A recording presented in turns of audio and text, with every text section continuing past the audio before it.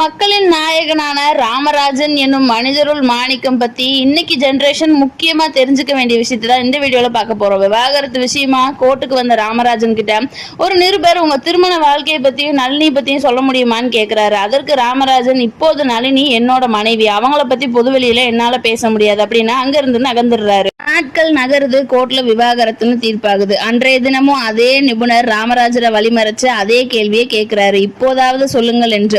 அதற்கு ராமராஜன், இப்போது எங்களுக்கிடையே விவாகரத்தாகிவிட்டது. இப்போது அவர் யாரோ நான் யாரோ, அடுத்த பெண் பிள்ளைகளை பற்றி நான் பேச மாட்டேன், அது நாகரீகமாக இருக்காது என்றவாறு அங்கிருந்து நகர்ந்து விட்டார். அவங்களுக்குள்ள 1000 பிரச்சனை இருந்தாலும் விவாகரத்தே ஆனாலும் பொதுவெளியில விட்டு கொடுக்காத குணம் கொண்ட அம்மா நளினியும் ராமராஜன் ஐயாவும் உண்மையிலேயே மனிதருள் மாணிக்கம் தான். சொல்ல போனா இன்னுமே நளினி அம்மா அவரை காதலிக்கிறதா தான் பல பேட்டிகள்லையும் பல இடத்துலயும் சொல்லியிருக்காங்க. ராமராஜனும் எங்கேயுமே நளினியை விட்டு கொடுத்ததா பார்க்க முடியல. வீடியோ பிடிச்சிருந்தா லைக் பண்ணிட்டு அப்படியே சப்ஸ்கிரைப் பண்ணிருங்க.